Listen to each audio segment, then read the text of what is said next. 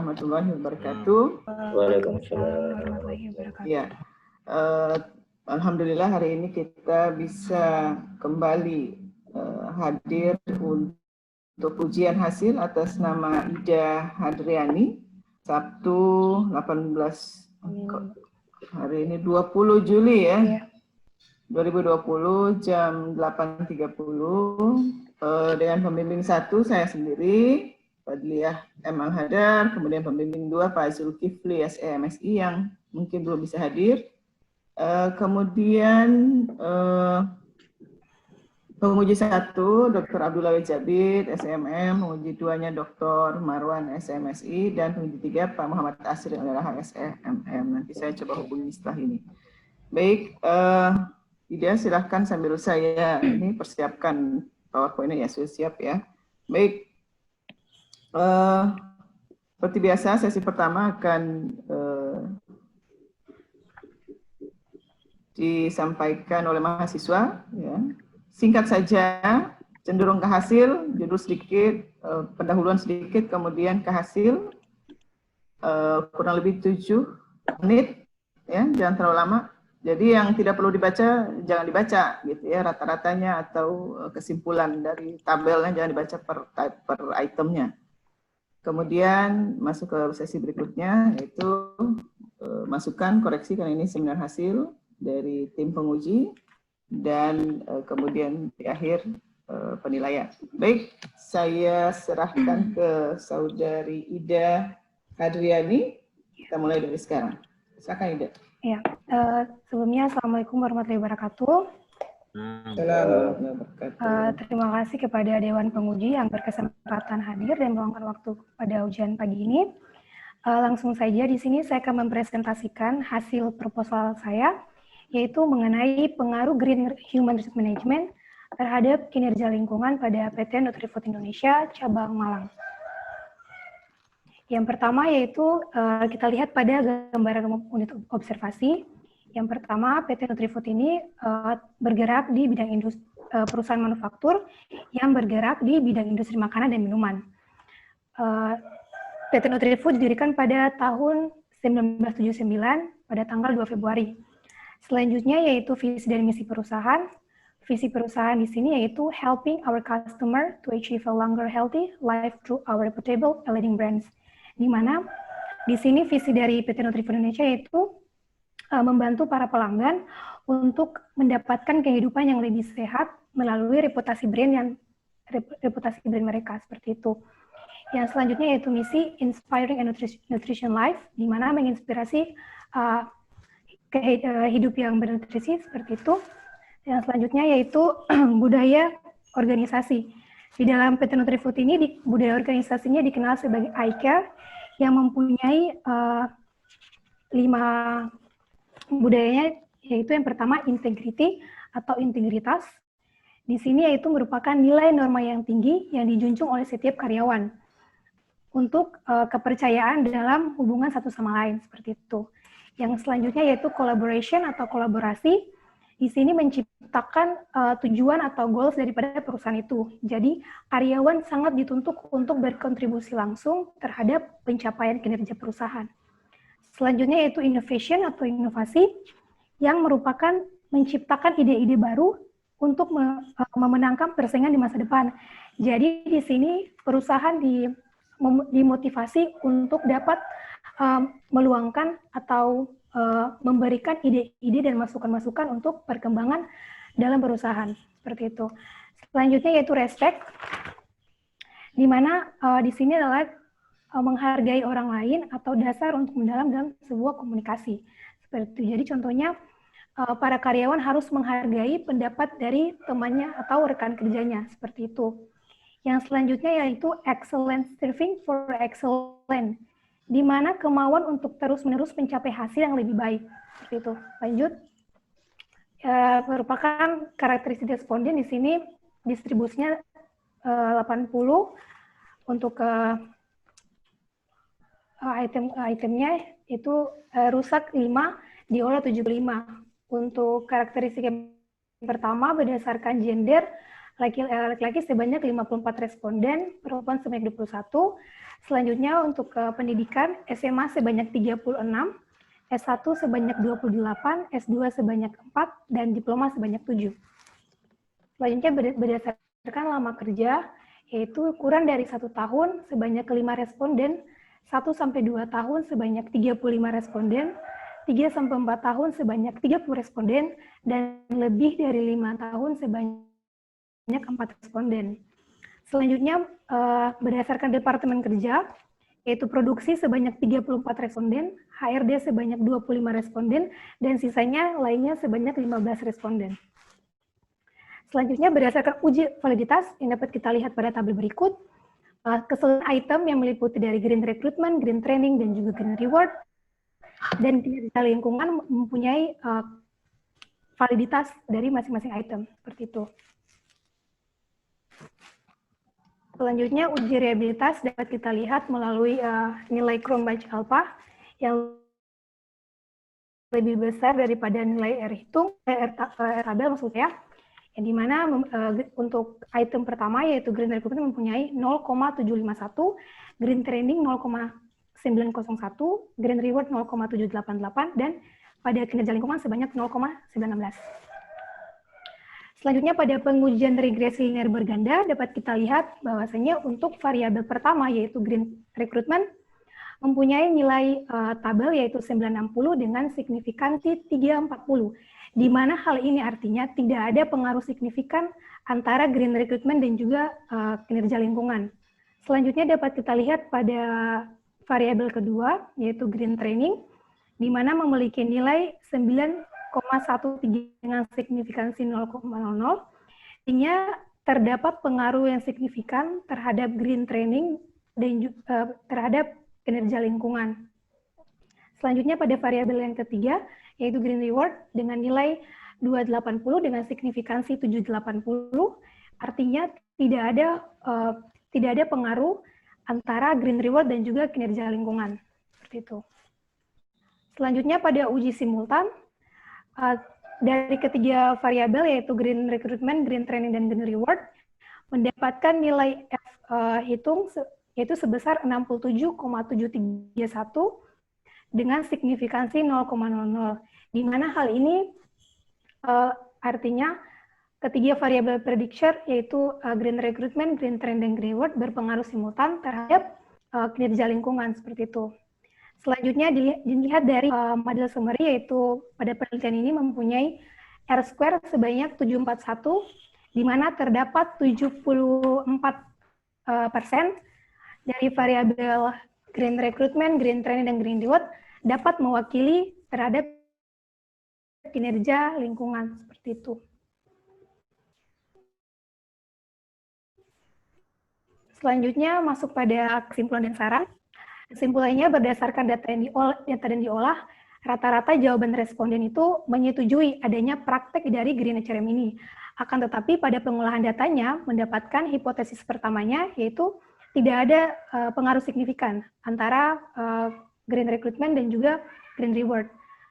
Selanjutnya untuk simultan terdapat hubungan, yaitu hubungan simultan antara ketiga variabel terhadap Y. Untuk saran penelitian saya, yaitu di mana organisasi harus lebih memperhatikan khususnya dalam membentuk green inisiatif karya dalam pencapaian kinerja lingkungan dan rekrutmen, di mana harus benar-benar menyeleksi para calon kandidat yang memang mempunyai pengetahuan tentang isu lingkungan dan juga kesadaran akan lingkungan dengan cara secara bertahap dan maksimal untuk memberikan inovasi dan juga perbaikan secara berkelanjutan pada seluruh departemen dalam sebuah organisasi.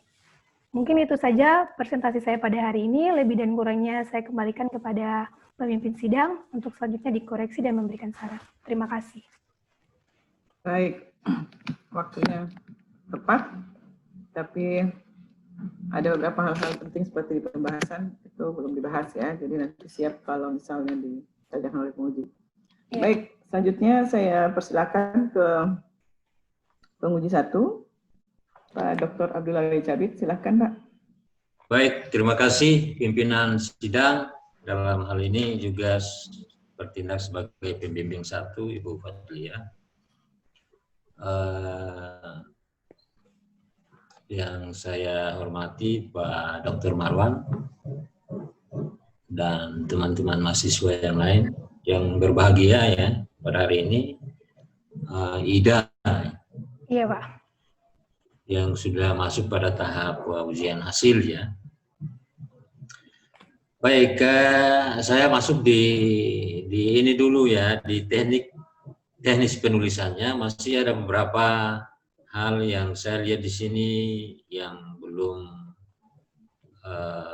menggunakan standar-standar penulisan karya ilmiah ya pada pedoman yang dikeluarkan oleh Fakultas Ekonomi, ya, misalnya seperti itu. Anda mungkin ada beberapa kata yang diketik juga salah, nama-nama pembimbing juga agak salah ya, mungkin harus perlu diperhatikan. Kayak di abstrak masih namanya kurang ya, kemudian nama belakangnya juga mengambil yang lainnya. Misalnya di abstrak ketua komisi Bu Fadlia ada kurang H di belakang ya, kemudian farmnya itu Albar ya, sudah sudah ganti ya, Albar ya, Al-Hadarnya. Nah, itu tolong diperhatikan. Belum cek itu.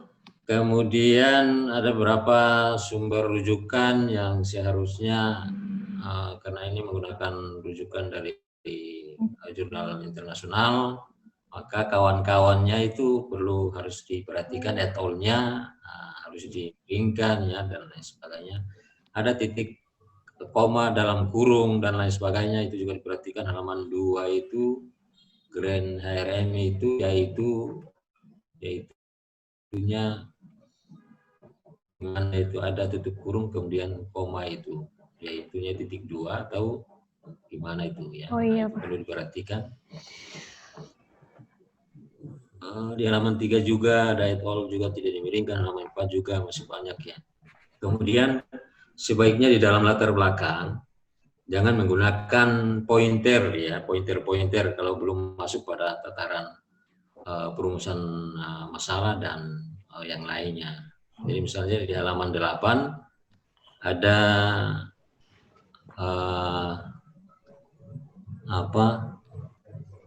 praktek Grand HRM ya, terdiri dari 5 itu. Nah, sebaiknya itu dibuatkan satu paragraf ya yang di atasnya. Jadi disambung. Pointernya itu disambung. Jadi tidak terlihat pointer-pointer dia beruntun begitu ya. Sebaiknya juga jangan menggunakan lambang ya.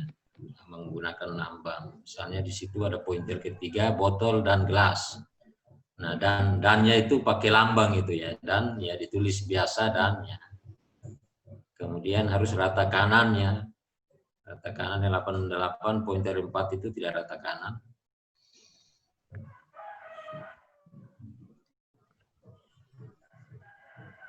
Kemudian di halaman 13, kalau tidak salah bab 2,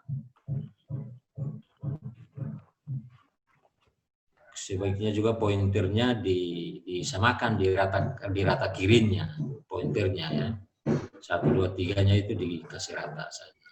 Dan seterusnya mungkin saya yang itu ya. Iya, Pak. Dilihat kembali. Nah, baik. Nah, saya mau bertanya sedikit ini ya tentang judul Anda ini kan judulnya adalah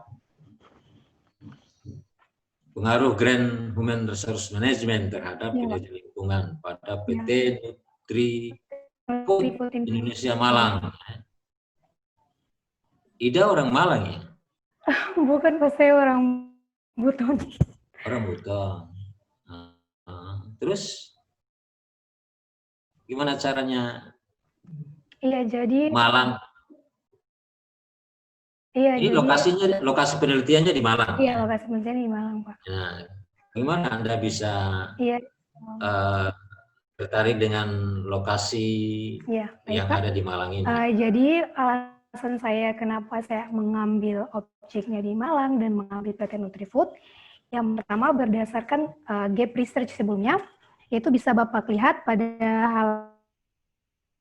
halaman 3 dan juga halaman 4. yang itu penelitiannya 2019 dari Taselvi Munyadi, di mana pada praktek Green HRM ini terdapat perusahaan dengan standar ISO 14000 itu dalam melakukan penerapan Green HRM itu tidak sepenuhnya menjalankan praktek Green HRM dengan ini Pak, dengan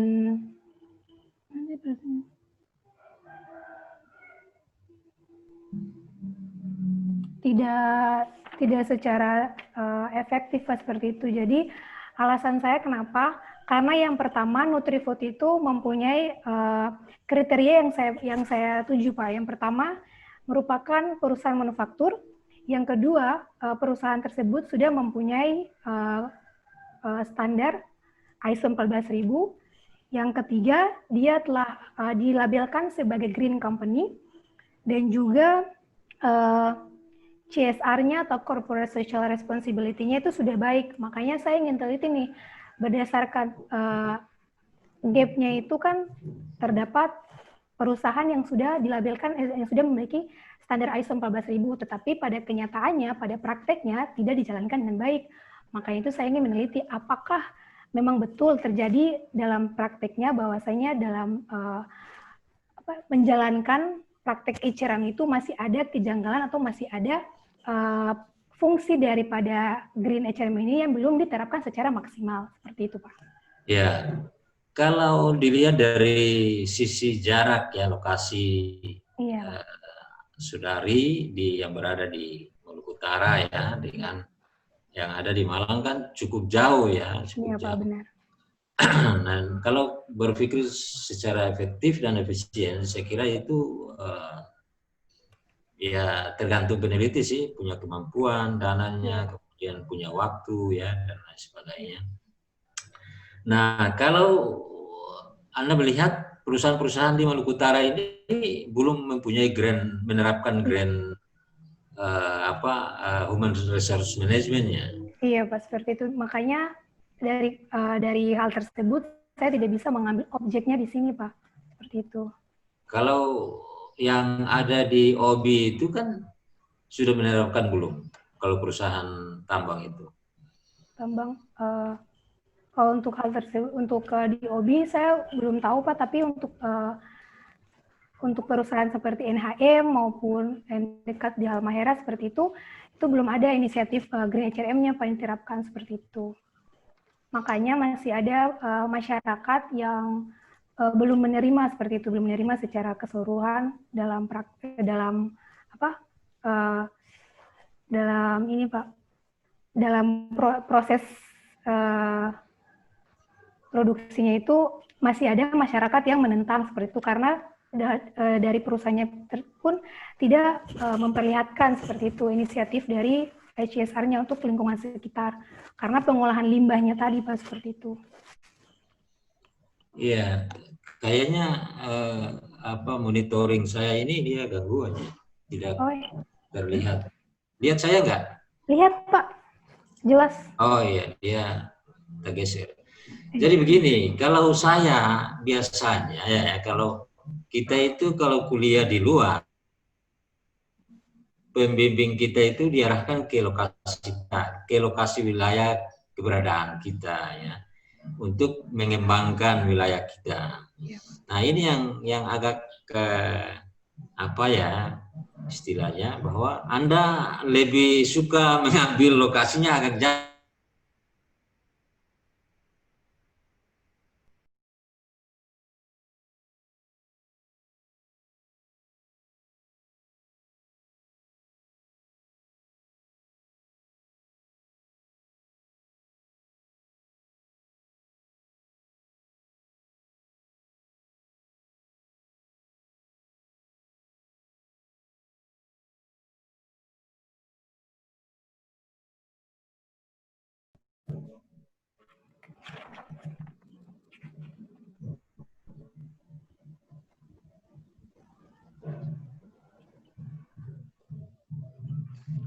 Yang pertama, gap-nya dari MISRA 2017,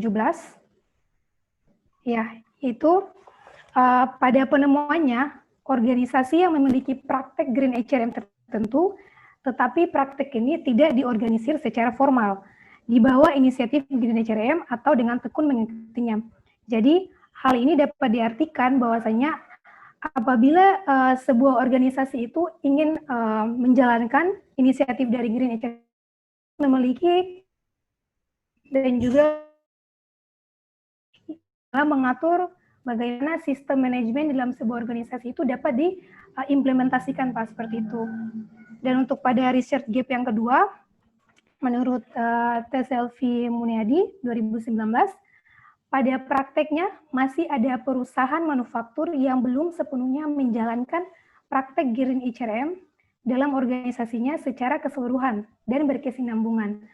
Hal ini dapat kita lihat pada studi yang tadi yang saya sebutkan, Pak, yang menemukan bahwa sebagian besar perusahaan manufaktur ternama di Malaysia yang telah mendapatkan ISO 14001 belum sepenuhnya menjalankan praktek Green HRM pada organisasinya, yang dimana meliputi fungsi-fungsi yang saya teliti tadi, yaitu tentang rekrutmen, training, dan juga pemberian reward. Seperti itu, Pak. Ya, jadi pada fokus dari hasil penelitian itu, ya, itu gimana memberikan informasi tentang peneliti ini untuk pengembangan selanjutnya itu pada sisi yang mana? Pada sisi rekrutmen dan juga pada sisi training, Pak. Pak, pada sisi reward. Reward. Itu ya, di hasil penelitiannya dengan penelitian Anda sekarang itu berbedanya pada sisi yang mana? Berbeda pada sisi rekrutmen, Pak. Pada penelitian pertama itu sisi rekrutmennya positif, meningkatkan kinerja lingkungan. Tapi pada penelitian saya itu malah hanya tidak berpengaruh, Pak. Seperti itu.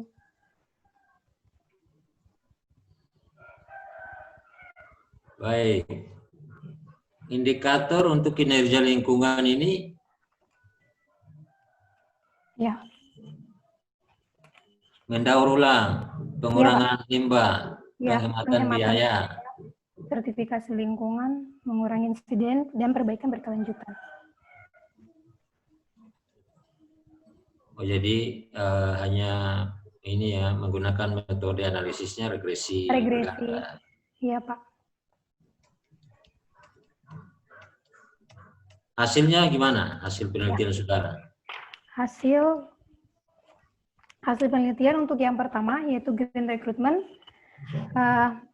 Di sini tidak ada tidak berpengaruh signifikan terhadap kinerja lingkungan. Yang mana pada hasil penelitian saya yaitu pada tanggapan responden pada variabel X1 terdapat 32 responden yang menjawab netral terkait dengan kandidat. Jadi artinya responden tidak setuju tetapi juga tidak menolak, dengan ketentuan bahwa perusahaan akan lebih memilih kandidat yang mempunyai pengetahuan yang lebih mengenai isu lingkungan. Seperti itu, Pak. Jadi pada prakteknya itu calon kandidat yang tidak mempunyai pengetahuan yang mumpuni tentang isu lingkungan itu bisa masuk ke dalam Peter Nutri-Food, jadi bisa berkarir di dalamnya, seperti itu, Pak.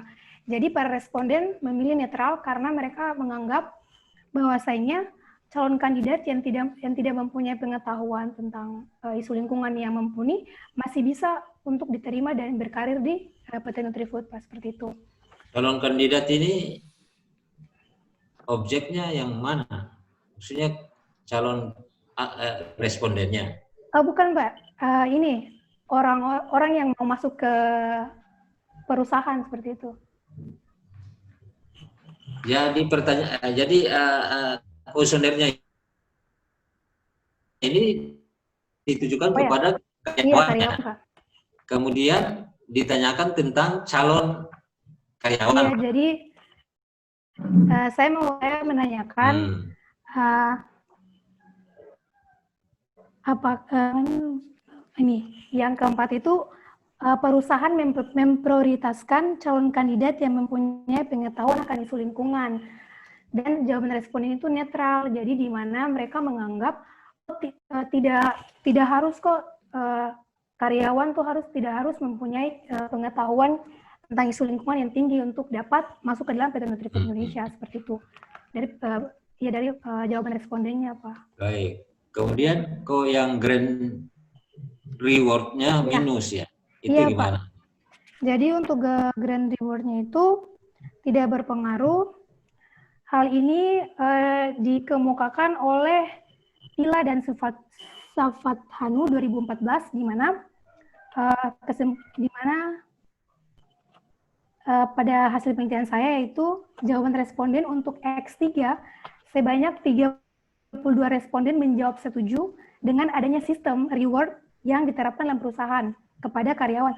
Akan tetapi hasil dari pengolahan data saya yaitu tidak menemukan pengaruh pada kinerja lingkungan, di mana didukung oleh penelitian sebelumnya, yaitu oleh Pila dan Sufatu 2014, mengungkapkan meskipun dalam sebuah organisasi diterapkan sistem reward dengan green policy atau kebijakan yang pro akan lingkungan, tidak menjamin para karyawan memberikan green inisiatifnya dalam tempat kerja. Seperti itu, Pak. Ya, coba difokuskan dulu tentang bagaimana begitu nih. Nilai koefisien minusnya ini, minus nilai koefisien reward ini terhadap kinerja lingkungan. Nah, kinerja lingkungan, jadi ini kan dia terbalik ini ya. Lingkungannya dia naik, itu orang tidak selalu berharap adanya reward yang berlebihan gitu ya. Atau tidak dibayar sama sekali rewardnya, atau gimana ya? Itu kinerjanya tidak meningkat gitu ya.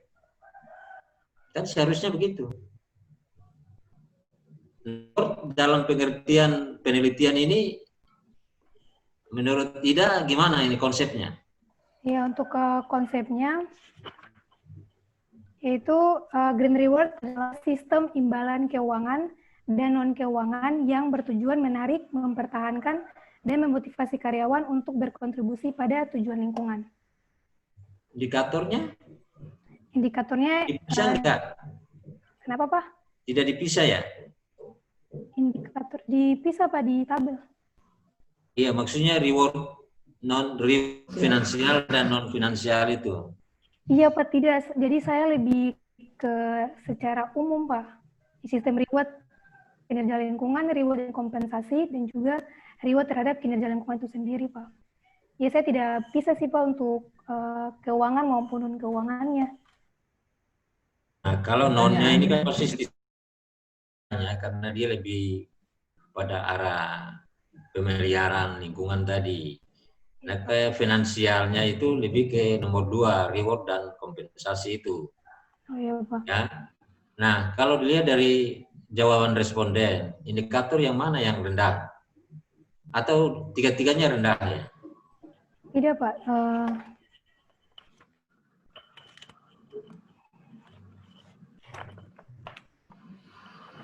Dia malahan tinggi ya?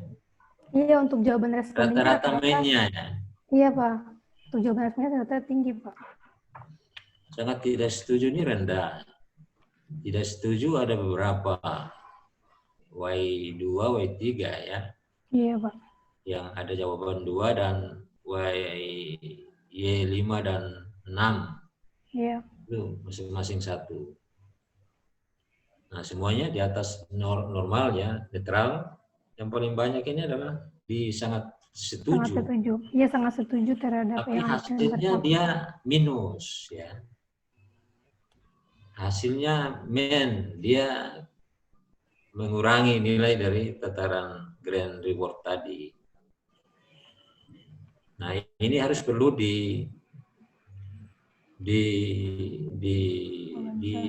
difokuskan untuk dianalisis dia ya, yang kurang-kurangnya kenapa seperti itu. Kenapa dia minus itu harus lebih didetailkan ya hasilnya itu. Maksudnya pembahasannya mungkin lebih didetailkan tentang yang minus itu ya. Selain dari secara statistik hasilnya seperti itu dihubungkan dengan jawaban respondennya juga itu ternyata dia bertentangan ya. Itu perlu kajian-kajian teori, perlu dilihat kembali, kemudian kajian-kajian hasil-hasil penelitian terdahulu juga ya dilihat kembali ya. Kemudian kalau saya lihat dari pembahasan, nah masih menggunakan angka-angka statistiknya ya, sebaiknya dihilangkan angka statistiknya karena ini penelitian yang baru ya kalau saya lihat, Iya, Pak. yang baru sekali diangkat di Fakultas Ekonomi ini ya selama saya sudah hampir 20 tahun di sini ya. Nah, ini mungkin Anda saya kira ada punya kemampuan lah ya dalam hal untuk, jadi pembahasannya masih kurang begitu ya. Apalagi Baik, Pak. dengan hasil-hasil yang agak kontradiktif ini, mungkin perlu harus Kajian teori. didetailkannya. Ya, mungkin dalam satu pembahasan untuk hubungan antar variabel ya paling tidak 2 ya, atau 3 lembar lah ya dibahasnya. Apalagi yang minus-minus itu tadi, itu Baik. perlu 3 atau 4 lembar yang harus dianalisis dia ya, dideskripsikan dia itu.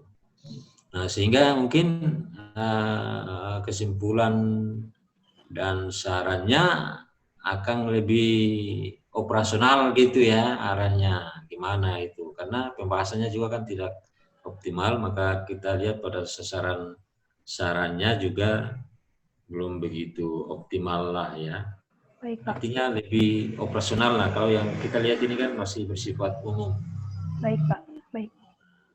Mungkin untuk saran ke depannya juga tentang variabel kinerja itu, nah sebaiknya dipilah untuk kompensasi atau reward finansial dan non finansial itu. Baik, Pak. Dibedakan. Jadi arahnya akan lebih baik begitu ya. Baik. Saya kira demikian, tapi itu dihubungkan dengan harus kajian teorinya juga harus dilihat lagi, dibaca lagi, kemudian kajian-kajian empirisnya sehingga sarannya juga terarah begitu ya. Baik, Pak. Dari fenomena objek penelitian yang saudara dapat. Baik, dari saya demikian. Ketua ketua apa ya? Pemimpin sidang, Pak. Ya, pemimpin sidang, sorry. Baik, terima kasih Pak Dr. Abdul Hamid Jamil selaku penguji 1. Jadi beberapa catatan, maaf tadi sempat videonya off, baterai saya low, cari posisi yang bagus. Kalau di ruangan wifi-nya kurang bagus, ruangan kerja. Baik. Jadi ada beberapa catatan tadi ya yang sempat saya ini catat juga. Yang pertama itu soal pemilihan, kenapa? Pertama itu soal salah-salah pengetikan ya, penulisan nama. Kalau di saya sih yang muncul di saya, nama saya sudah betul. Saya tidak tahu bagian mananya yang saya sudah ganti marga. Mungkin dikirim file beda kali ya. Iya, saya baru suruh dia kirim ini, jadi mungkin. Oh iya, kirim file. Dapat ilham tadi malam terus diganti marga saya. Ini kalau penguji di luar habis. Oke, hati-hati dengan nama orang, terutama penguji, pembimbing gitu ya. Dekan dan lain-lain, hati-hati. Tapi masih baik lah daripada salah. Oke. Itu yang pertama, salah ketik. Yang kedua, pemilihan, kenapa memilih PT Indofood, bukan memilih yang lokal gitu. Ini juga diskusi kita lama, ini kan di sini ya, di awal ya. Nah itu mungkin sebaiknya kita menjelaskan kan lokasinya jauh, terus dijelaskan kenapa gitu. Kemarin itu diskusinya kan sempat, nah item-item pertanyaannya ditanya dulu, apakah ini relevan atau tidak dengan lokasi penelitian. Ya, waktu itu mungkin PT Laru menjelaskan, kalau saya mungkin baik menjelaskan konteksnya itu apa, kemudian karena ini jauh, bagaimana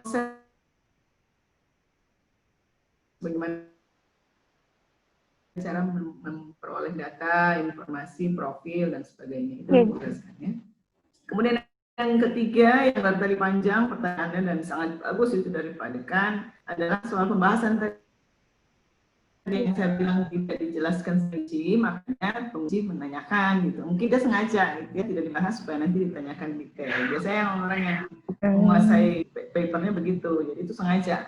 Jadi itu memancing supaya dapat banyak masukan. Itu betul dan Kalau tidak salah saya lupa karena banyak yang itu satu-satu saya lupa, tapi yang ide ini kalau tidak salah di bagian reward-nya itu, reward dan yang pertama rekrutmen itu ada pertanyaan yang tidak disetujui oleh jadi kalau di rank semua itu ada yang tidak disetujui oleh responden gitu ya. Kalau tidak salah yang oke itu yang sebagian hampir semua positif itu di training ya.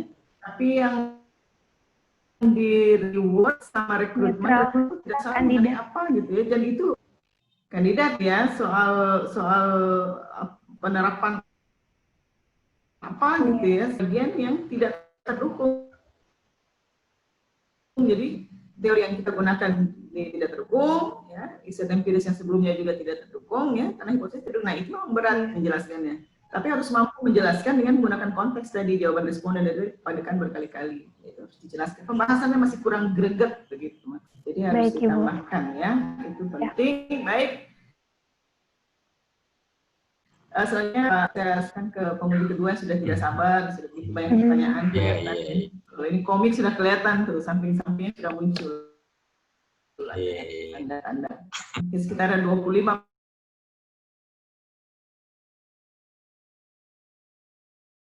Pak ya. Baik, terima kasih Ibu Dr. Fathia, Pak Dr. Abdullah, dan saudari mahasiswa Ida Handriani. Iya, Pak. Baik, saya mau menyampaikan sedikit. Kalau dibilang komplain, tidak tahu siapa. Ini baru pertama saya dapati gitu. Mestinya maju satu, diundur sampai Senin. Iya, Pak, maaf, Pak. Tapi bukan kalau itu sih ringan-ringan aja. Cuma materinya pun tidak ada sampai di saya. Biasanya Pak Atta kirim. Kali ini saya tidak dapat kirimannya. Untuk materinya tuh Pak, saya sudah kirim ke ini, ke prodi, nanti prodi yang distribusikan.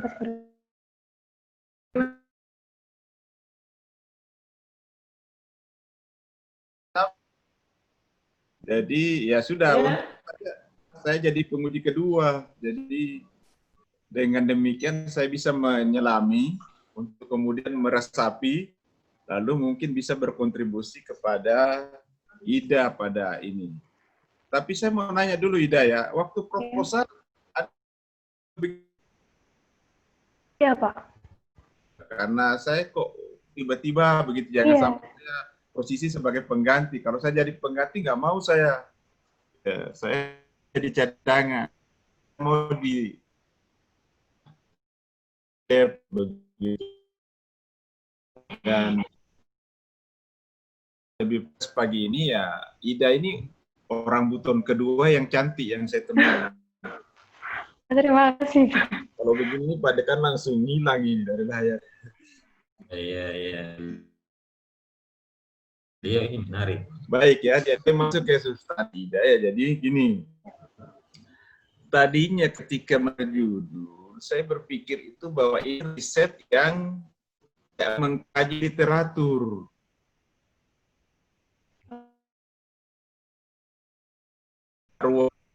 Menyunosi yang sekarang ini bahwa kita mencarikan solusi untuk teman-teman mahasiswa yang mau melakukan riset, tetapi kan tidak mungkin bertemu narasumbernya, karena itu dicarilah solusi itu.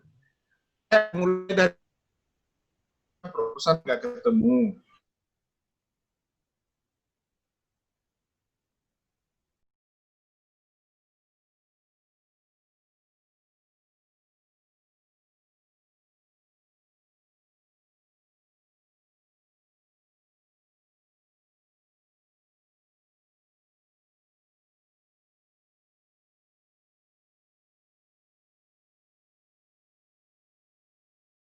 Dan belum banyak perusahaan yang menerapkan hal tersebut.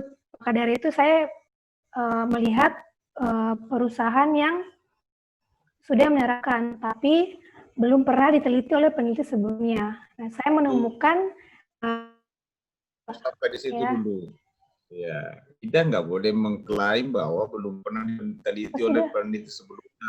mahasiswa di Malang itu ratusan universitas, jadi nggak mungkin IDA langsung belum pernah di riset, ya nggak boleh itu, nggak boleh karena itu universitas negeri dan swasta, ya, jadi jangan mengatakan belum pernah di riset, ya intinya menemukan satu masalah ya, problem di situ bahwa bukan kontemporer, tetapi yang sedang berkembang saat ini riset adalah soal-soal iklim ya. Itu mencari ya kan, ya kan? Nah, berarti sebenarnya memang sumbernya dari membaca kan.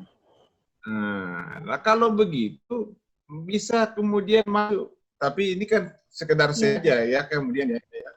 Pikiran Pak Dekan tadi mestinya ya setelah berkembang di sana ya mesti mencari di sini. Kalau nggak mencari di sini ya solusinya mesti literatur aja, karena IDA kan nggak ke sana. Masih banyak sebenarnya kalau kita mau gali, misalnya gini, IDA mendapatkan respon caranya. Untuk respon dari pihak Nutrifood, jadi kata beliau Pak Teddy, dengar Pak suara saya? Jelas. Kata Pak Teddy, untuk pendistribusian cost-nya nanti melalui Google Form saja. Google Form, saya kirim ke beliau, nah beliau yang mendistribusikannya Pak, seperti itu. Jadi, karena Nutrifood itu kan besar kan? Iya, tapi saya cuma ambil di Malang saja Pak, untuk keseluruhan saya tidak meneliti. Iya, ngerti, belum sampai ke situ. Nutrifood. Iya Pak. Sementara IDA ngambil responden berapa tadi? Responden cuma 80, tapi yang jawab untuk saya cuma 75 Pak, dari 2 departemen itu. Iya. Ada alasan kenapa cuma 75 dari 80? Itu dari apa Pak?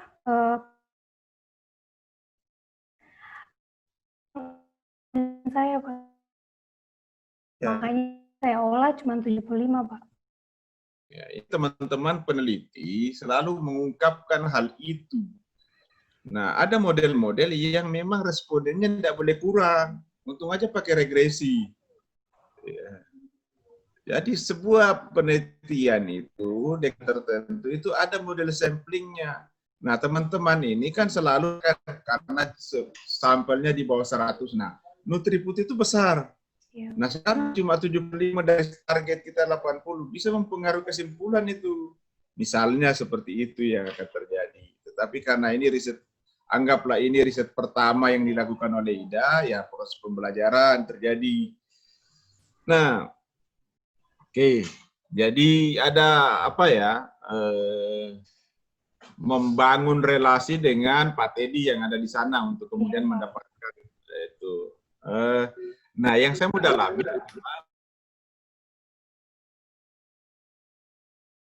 apa bedanya rekrutmen yang tradisional dilakukan dengan green recruitment ini? Apa bedanya? Jadi untuk green recruitment yang konvensional itu hanya menarik para individu sesuai dengan kualifikasi, tetapi tidak mencantumkan praktek-praktek lingkungan di dalam kriteria dari rekrutmen itu, Pak. Seperti itu. Kalau untuk Green HRM itu, dia merekrut kandidat dengan pengetahuan, skill, dan kemampuan sikap dan perilaku yang sesuai dengan sistem manajemen lingkungan dalam suatu organisasi tersebut. Iya, maksud saya, IDA bisa membedakan kemudian bahwa kalau praktek yang secara tradisional rekrutmen itu begini, kemudian praktek yang mensyaratkan green green rekrutmen itu seperti ini. Iya, Pak. Iya. Nah, kuesionernya dari mana ngambilnya? Saya ambil dari artikel, Pak, artikelnya Jabur. Sebentar Pak, saya buka.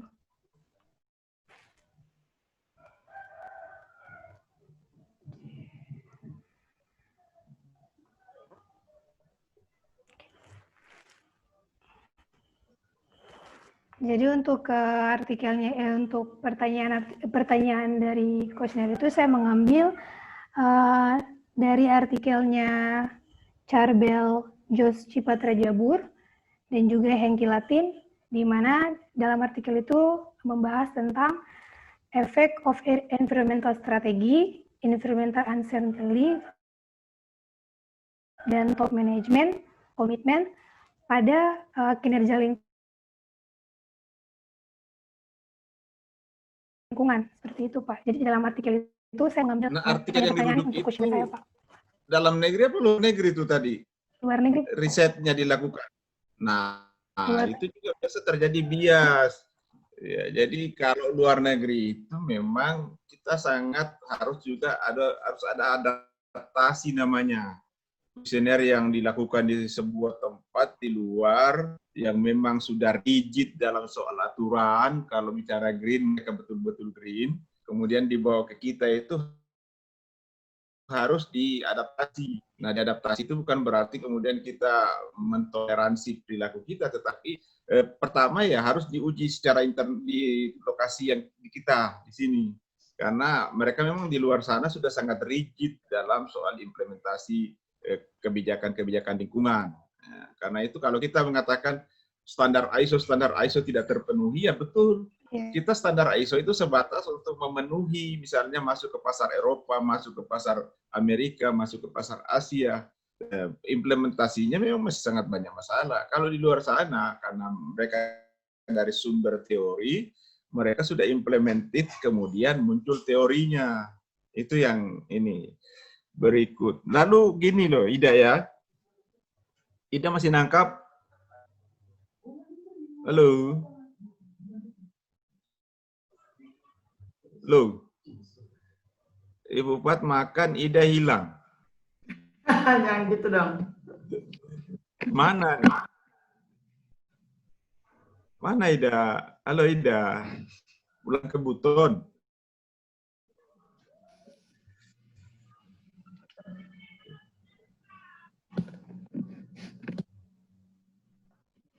Wah, nggak enak nih, kayak kelamaan saya ya.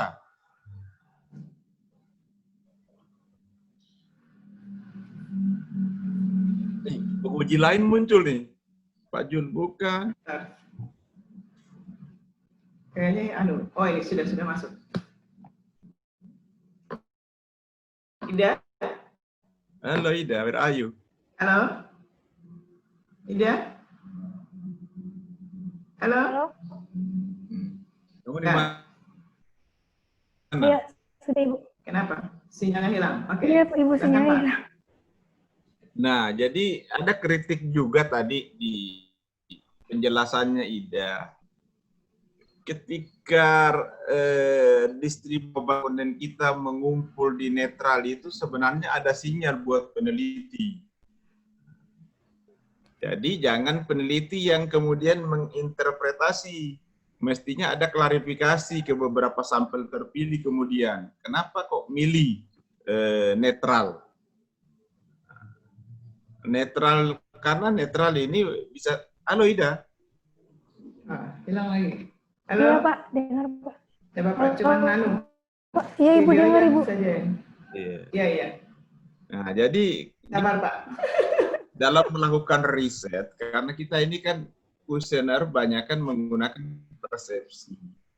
Nah, persepsi jangan ditangkap dengan persepsi pula, tetapi harusnya klarifikasi kalau ada seperti itu. Nah, tadi Ida menekankan bahwa pada beberapa jawaban-jawaban terhadap kinerja lingkungan itu, dia mengumpul di jawaban netral. Nah, jawaban netral ini jangan difinalkan, karena dalam posisi seperti kan kemudian mereka sudah memutuskan sikap, lalu kemudian penguji mencari jawaban, Ida bisa keteter nanti karena jawaban netral ini tidak bisa terkumpul di situ. Itu satu hal yang bisa jadi temuan di balik temuan kalau ada kondisi seperti itu terjadi. Iya. Karena posisi itu ada banyak kemungkinan. Memang dia berada pada tengah, tapi boleh jadi karena ada kebingungan. Mereka nggak bisa X kanan, X kiri, lalu kemudian Ada apa sebenarnya di situ? Pertanyaan-pertanyaan yang seperti itu perlu diklarifikasi. Nah, Ida, ya. Nah, Ida, memang peneliti bukan kita harus selalu seperti ini, tetapi kita harus siap dengan argumen yang membackup kita dengan temuan seperti ini. Ya, saya paling tidak suka kalau signifikan, walaupun ini bukan harus kita paksakan tidak dan iya, tetapi ada hal yang menarik di penelitian ini bahwa ada 2 variabel yang kemudian ditemukan bahwa tidak signifikan. Nah, ini hal yang menarik sebenarnya. Karena dia kemudian melawan teori yang sudah terima selama ini. Nah, posisi peneliti harusnya siap dengan argumen tidak signifikan, tetapi yang kita katakan tidak signifikan ini adalah satu pola umum. Ini harus siap kita dengan argumen-argumen yang kuat. Ketika dikatakan bahwa green recruitment itu tidak berpengaruh dengan kinerja lingkungan, ini silakan you reveals the answer. Ya, harus mengungkapkan jawabannya. Kenapa seperti itu? Paksa ide, tetapi karena ada hal yang tidak umum di situ, maka harusnya kita bekerja secara keras untuk mengungkap. Karena kalau jawabannya seperti ini, kalau penguji-penguji yang tidak bijak, ya sudahlah, Ida ketelan nanti. Nah, karena itu harus siap dengan argumen. Sama juga dengan reward, dengan sudah tidak signifikan, negatif pula. Iya. Siap saya tanya. Insya Allah siap. Iya, kalau gitu saya nanya gini ya. Karena 2 yang tidak signifikan. Kalau signifikan itu apa? Kalau tidak signifikan itu artinya variasi pada variabel X itu untuk contoh di sini untuk green reward itu variasi pada. Jangan ke situ dulu. Saya nanya aja simple ya, just simple question. So you must to answer with the simple answer. Ya. Kalau dia signifikan apa artinya? Kalau dia signifikan itu berarti variasi variabel X-nya itu meningkat diikuti yang berdampak signifikan pada variasi Y yang meningkat juga, Pak. Itu signifikan. Enggak, saya nanyanya gini, kalau tidak signifikan itu apa artinya? Oh, tidak. What tidak the meaning? Signifikan. Signifikan, ya. Kalau tidak signifikan berarti variasi variabel X-nya contohnya naik, tetapi pada variasi Y-nya itu menurun, Pak. Enggak. Itu salah absolut kalau begitu jawabanmu. Ini satu test case buat Ida. Paham enggak risetnya ini? Kalau ini aja sudah melenceng, belum. Saya akan ke sana, tapi belum.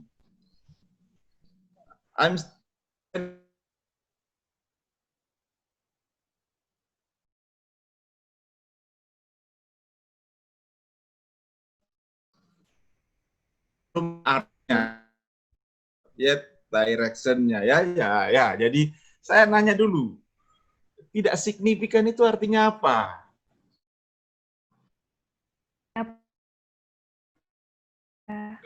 Apa tidak berangkat dari situ? Kenapa dia tidak berpengaruh? Tidak berpengaruh itu karena berdasarkan data yang saya itu, Pak, yang saya teliti, yang saya olah. Enggak. Kok kembali ke data? Ini kita bicara di hasil. We talking about your result. Yes. Yeah. Apa coba? Tunjukkan kemampuanmu. You can show off here. I'm ready to watch.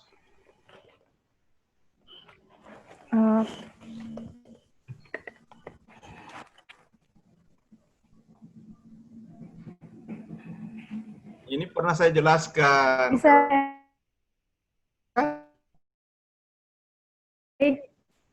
Iya, jadi saya memakai konsep dari Jackson et al. 2011. Kenapa tidak signifikan? Karena organisasi tidak merangsang strategi sistem reward yang efektif dan kriteria yang cocok untuk semua orang. Seperti itu, Pak. Tidak. Jadi kriteria atau sistemnya. Tidak. Iya, Pak. Jawaban itu yang kita tunggu untuk statement kamu bahwa dia tidak signifikan. Jawaban itu yang kita mau tunggu. Yang saya katakan tadi, we wait you until you reveals the answer. Jadi kita menunggu sampai kamu mengungkap jawaban itu, tapi bukan yang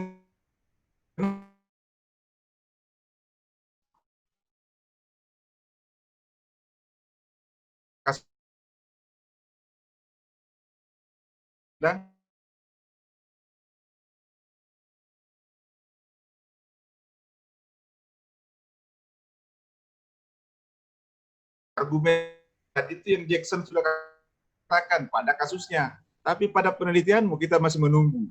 Tapi saya mau, kenapa tidak signifikan pada penelitianmu? Why you say that you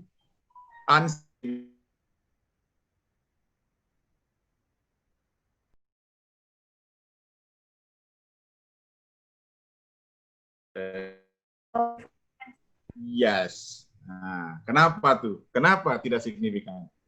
Why?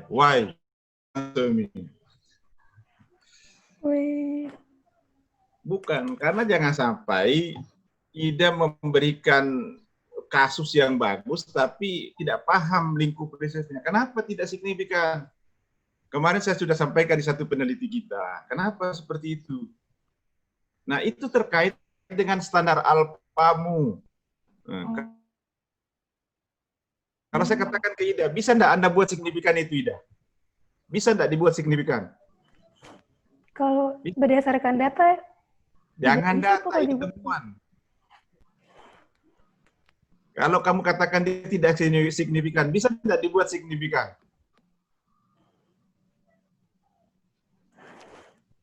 I don't know.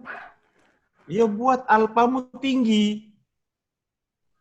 Bagaimana caranya? Nah, cuma masalahnya kalau alpamu tinggi, maka tingkat kepercayaan terhadap risetmu itu menjadi kecil karena potensi kesalahanmu menjadi besar. Kan begitu. Allah. Ya sudah, tapi kenapa saya sampaikan ini? Karena risetmu itu menarik dari segi tema, tetapi jangan sampai ada kegagalanmu dalam memahami hal-hal mendasar di statistik, lalu kemudian yang bagus tadi itu hilang. Iya, baik, Pak. Seperti yang terakhir kamu jawab, Jackson, itu menarik sekali. Itu yang saya tunggu dari setiap riset. Kalau signifikan, kenapa? Kalau tidak signifikan, kenapa? Terutama kalau tidak signifikan, karena Anda melawan teori yang sudah pakem. Yang namanya rekrutmen itu pasti berpengaruh terhadap kinerja menurut.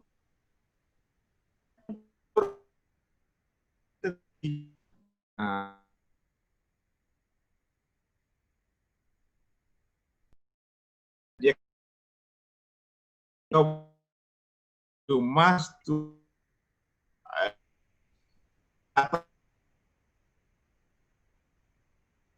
Pak Teddy boleh di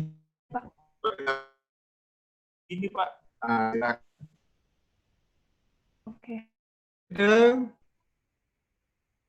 Saya yakin kesimpulanmu itu tadi dalam menjelaskan pembahasanmu itu langsung kamu mengatakan menurut ini. Jadi sebegitu lokasi harus berdasarkan fakta pada lokasi riset kita. Jadi kalau dia positif, kita harus datang. Oh, kok begini? Terakhir mungkin Ida ya.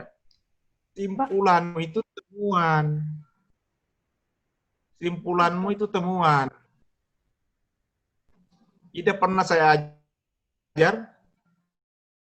Tidak pernah saya ajar.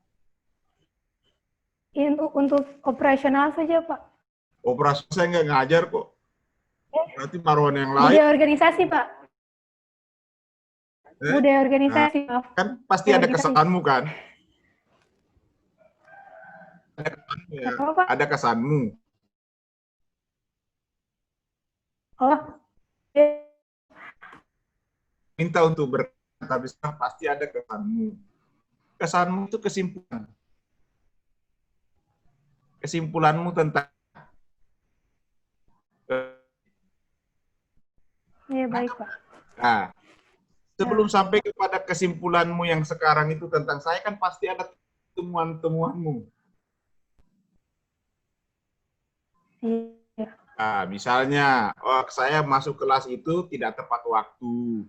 Kalau ngajar, sukanya cerita tidak pada substansi, misalnya. Lalu, kalau ngasih nilai, pilih-pilih. Nah, misalnya itu. Itu temuan. Nah, nanti kemudian ada kesimpulan. Oh, dia ini dosen yang baik atau dosen yang tidak. Ya. Oh, ini dia dosen yang tidak baik. Ya. Itu kesimpulan. Temuan. Finding. You still on finding, not conclusion. Pak. Okay? Yep. Understand? Understand, sir. Iya. Dan lanjut, kalau kesimpulanmu salah, pasti saranmu salah. Kalau orang ke dokter itu kan minta saran. Nah, kalau dokternya salah simpulan, pasti sarannya salah. Oke? Oke. I will wait you examination room to kill you again. Assalamualaikum warahmatullahi wabarakatuh. Waalaikumsalam. Thank you so much. There's such a deep investigation, examination. But please don't kill anyone here because I'm not responsible for that. Okay, so Ida, tadi banyak sekali. Hari ini Ida beruntung ya, pengujinya dokter semua dua-duanya, dan semuanya kritis. Dapat ilmu dengan cara-cara yang berbeda. Kalau Pak Dekan mendalam, tapi tidak menggebu-gebu seperti Pak Dr. Marwan. Tapi sebenarnya sama-sama isinya. Itu lagi yang saya bilang tadi di awal, setelah Ida presentasi tadi. Pembahasannya itu tidak dibahas dan tidak didiskusikan, makanya itu serang semua di situ. Ya. Jadi catatan dari Pak Dr. Marwan, ini juga sudah saya pernah diskusi dengan Ida, soal sampling misalnya ya. Mengapa tuh tiba-tiba 80? Yang Indofood yang dipilih itu berapa jumlahnya, kemudian kenapa 80 ya. Kemudian soal pengukuran tadi memang itu dari aslinya dari luar ya, kemudian di translate dan digunakan.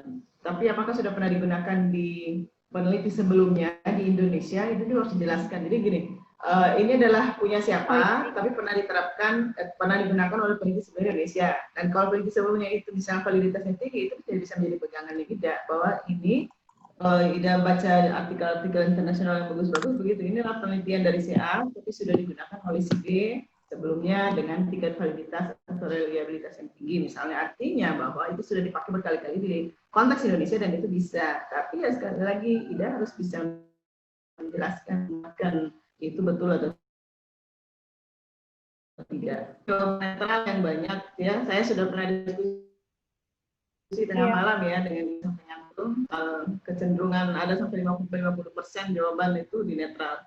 Nah, apakah tadi pertanyaan sulit bersikap atau karena bingung, atau ada beberapa poin di sini karena sosialisasi soal green. Jadi jangan-jangan tuh karyawan di PT Indofood mereka malah tidak tahu soal implementasi dari green-nya itu, ide green-nya mungkin tidak paham. Itu yang pertama. Yang kedua ya, yang pertama soal tadi translasi measurementnya berasal dari luar. Yang kedua itu apakah mereka paham atau tidak, ya. Apakah karena sosialisasi dari organisasinya, artinya kan jadi culture-nya itu tidak terbentuk, ya. Itu bisa dibahas. Pembahasan tuh banyak sekali kesempatan. Jadi dari sisi konsep, dari sisi empiris, dari sisi konteksnya ini yang penting saat pembahasan karena tidak terdukung, ya.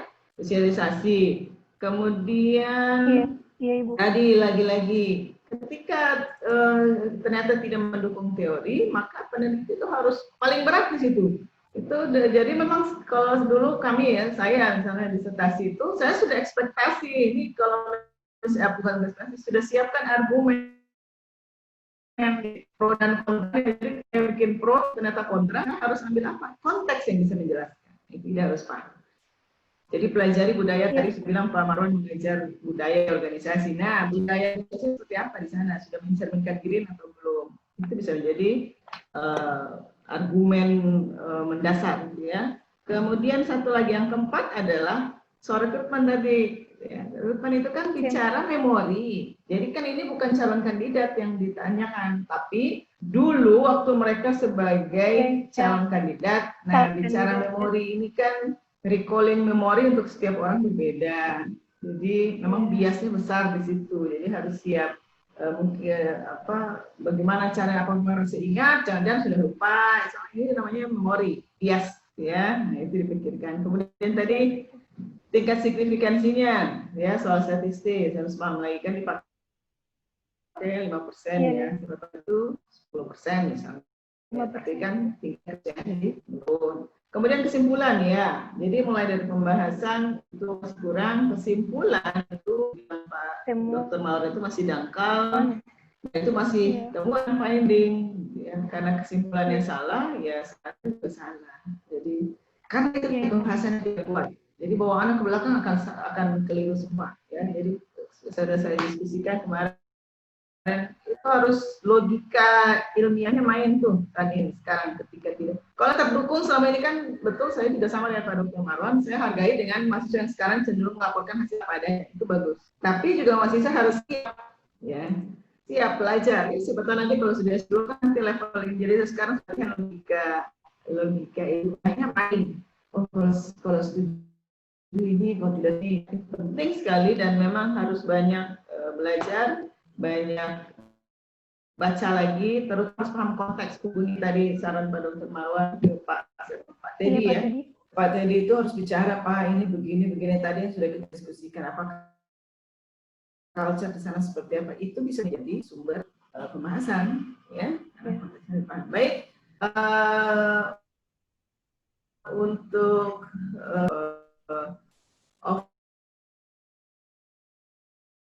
dulu, ya, tidak usah sekitar 3 atau 5 menit, saya siapkan dulu untuk penilaian.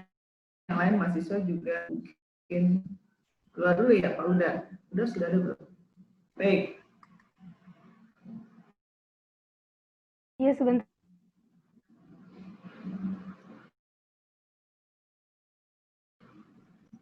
Kenapa?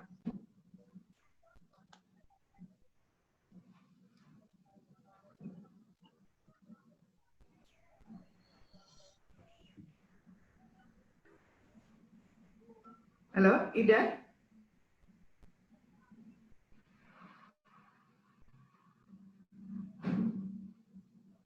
Adakan petampilan.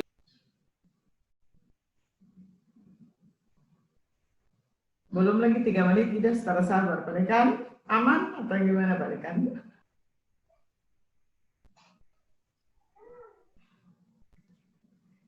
Mr. Boy. Pak Dekan masih mute tuh Pak Dekan.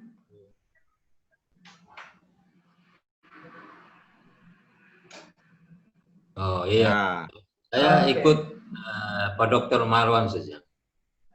Baik.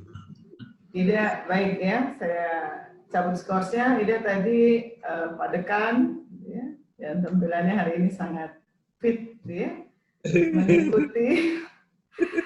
mengikuti kemauannya Pak Dr. Marwan. Ya. Nah, Pak Dr. Marwan kita tidak tahu tadi, kita tidak tahu awal-awal diskusinya seperti apa. Jadi memang agak sedikit, karena ini topik baru ya, jadi tidak bisa diloloskan begitu saja, harus banyak sekali catatan tadi ya. Saya belum hasil dari Ida siap atau tidak nih revisi segitu banyak loh tadi itu pembahasan dan sebagainya. Iya, banyak sekali. Nah ya, siap atau tidak ini Pak Dr. Mawar hanya itu, karena ini topik baru dan harus serius, harus dibahas. Jadi kalau tidak sampai kedalamannya itu, para Mawar tadi agak ragu-ragu. Insya Allah siap Ibu. Siap ya. Oke, baik. Alhamdulillah. Jadi Ida Hadriani ya, saya jadi Ida Hidayanti ya. Hadriani. Mahasiswa atas nama Ida Hadriani, ya. Anda dinyatakan bisa lolos ke tahap selanjutnya, ya. Tapi dengan catatan yang tadi, pendalamannya memang harus, karena ini topik baru, harus bisa menunjukkan bahwa saya bisa nih loh. Ini harus agak dalam, karena kalau topik-topik yang biasa, setiap penguji ini sudah ada apa ya, asumsi sebelumnya, sudah paham, teoritis, segala macam, konteks terutama ya, tapi karena ini topik baru, jadi harus bisa meyakinkan penguji. Ya, apalagi nanti ke skripsi, itu sudah lebih mendalam, dan skripsi itu dari depan, dari mulai konseptual, kalau ini kan hanya di hasil ya, dari mulai konseptual, masuk ke apa latar belakang mengapa dan sebagainya, sampai membangun hipotesis itu penting. Itu harus bisa dijelaskan, dan itu harus sinkron sampai di akhir. Siap ya? Siap Ibu. Oke, baik. Alhamdulillahirrahmanirrahim. Atas nama Ida Hadriani, kita nyatakan selesai, mengucapkan alhamdulillahirrahmanirrahim. Terima kasih sekali lagi kepada Pak Dekan, Pak Dr. Marwan yang sudah kembali bekerja sekarang, ya. Sudah hadir. Assalamualaikum warahmatullahi wabarakatuh. Waalaikumsalam. Ya.